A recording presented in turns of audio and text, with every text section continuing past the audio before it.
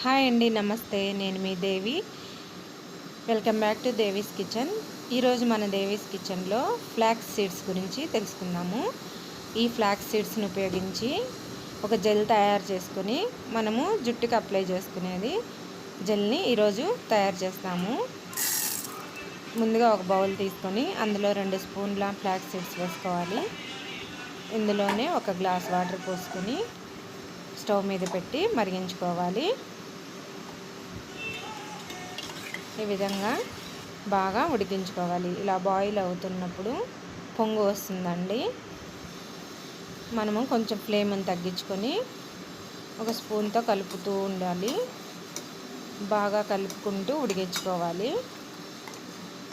ఇలా ఉడికిన తర్వాత అది ఒక జెల్ లాగా తయారవుతుందండి. చూడండి, వీడియోలో చూస్తున్నారు కదా, ఇలా కొంచెం కలర్ చేంజ్ అవుతుంది. వీటిని మనము ఒక స్ట్రైన్ తీసుకొని స్ట్రైనర్తో వడగట్టుకుందాము. ఇలా వడగట్టుకున్న తర్వాత జెల్ మనకి చూడండి ఇలా వడగట్టుకోవాలి.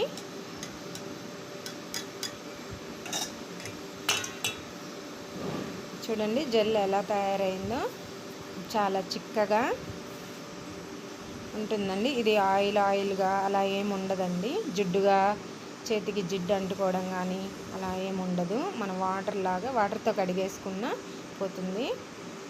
ఈ జెల్లుని మనము జుట్టుకి అప్లై చేసుకోవాలి. కొంచెం చల్లారిన తర్వాత అప్లై చేసుకొని కడిగేసి చూడండి ఎలా జెల్లు లాగా తయారైందో.